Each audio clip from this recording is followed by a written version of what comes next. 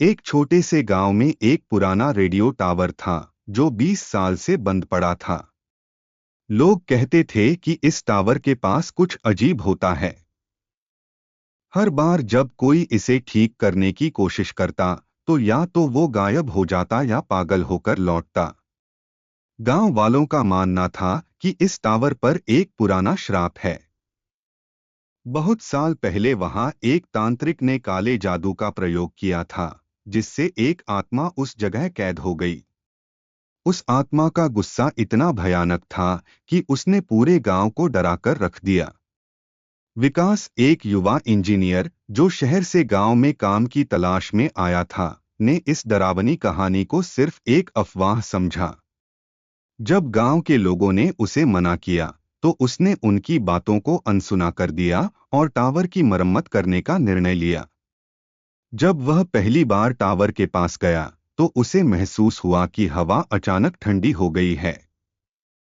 चारों ओर सन्नाटा था, सिर्फ एक अजीब तरह की फुसफुसाहट सुनाई दे रही थी। उसने इसे अपना वहम समझकर काम शुरू किया। जैसे ही उसने टावर के उपकरणों को छुआ, रेडियो अचानक चालू हो गया और उसमें से एक पुरानी, डरावनी आवाज आने लगी।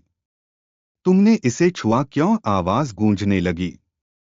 विकास ने डरकर रेडियो बंद करने की कोशिश की, लेकिन उसकी उंगलियां जैसे जम गई थीं। तभी उसने देखा कि उसके आसपास धुंध में एक आकृति बन रही है। वह आकृति धीरे धीरे एक पुराने कपड़े पहने महिला की बन गई, जिसकी आंखें जल रही थीं। उसने धीमी आवाज में कहा, तुमने मुझे जगाया है, अब तुम भी यहां से नहीं जा पाओगे। विकास को लगा कि वह भाग सकता है।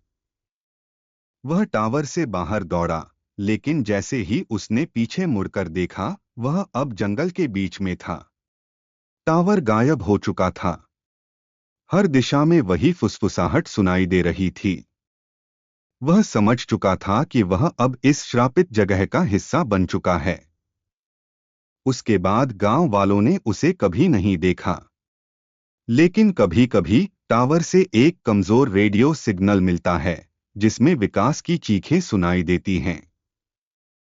गांव वाले अब भी टावर के पास जाने की हिम्मत नहीं करते।